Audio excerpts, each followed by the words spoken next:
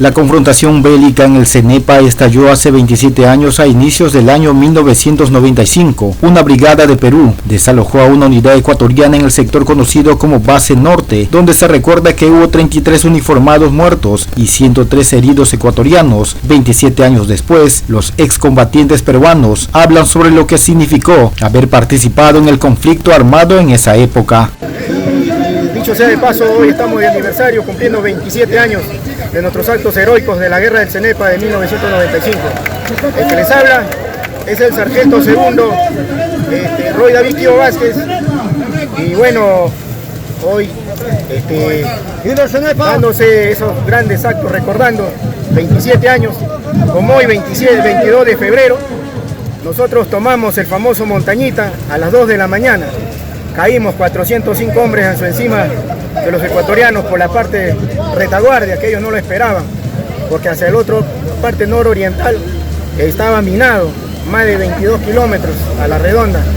Pues entonces, gracias a nuestros grandes líderes, nuestros oficiales, ¿no?, preparados altamente en estos actos, y como nosotros teníamos experiencia ya con la guerra antiterrorista que estábamos en el Alto Guayaba, dicho sea de paso, nosotros estuvimos en Tingo María, soy de la unidad 16 de Tingo María, y entonces nosotros caímos a las 2 de la mañana, más de 22 de febrero.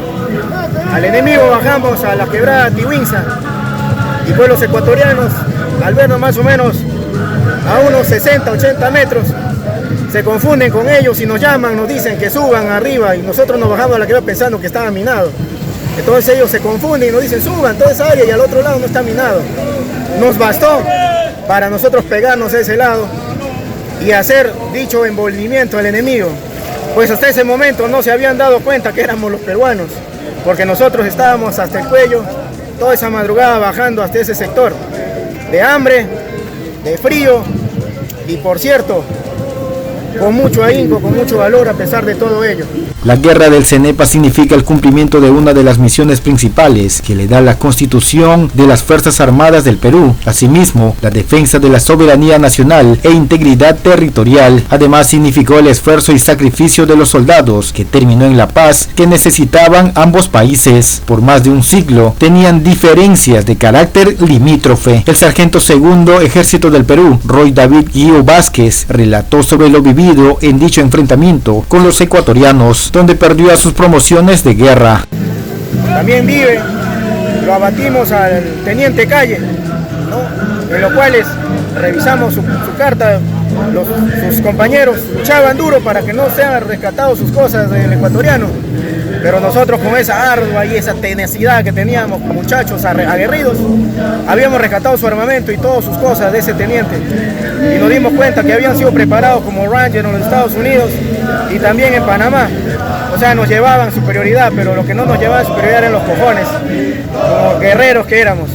Y entonces, en su carta decía su hija, una anécdota que eso jamás olvidaré: papá, cumplo 15 años y cuídate de las gallinas. Se refería a nosotros, que son traicioneras, pero ya hacía su padre en la quebrada sin vida. Entonces decía un letrero que decía: si Dios con nosotros, ¿quién con ellos?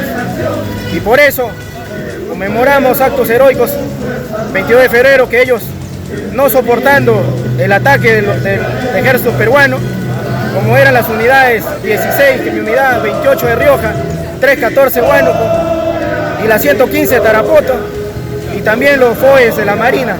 Américo Linares Camacho, excombatiente del Cenepa, natural de Moyobamba, también recordó las anécdotas vivido en el enfrentamiento del Cenepa. Estaba haciendo una patrulla, reconocimiento de nuestra frontera. Un helicóptero divisó que tropas ecuatorianas habían invadido nuestro territorio. Entonces han sido repelidos drásticamente con ráfagas de ametralladora antiaéreas, lo cual ocasionaron la caída y el derribo de un helicóptero, que fue el principio, señor, de esta contienda bélica entre Perú y Ecuador. Y después viene por la parte más difícil, trasladarnos por la agreste montaña de la selva, luchando no solamente contra el enemigo, sino también contra el frío, los bichos, los zancudos, el hambre y una serie de adversidades que nosotros hemos sorteado.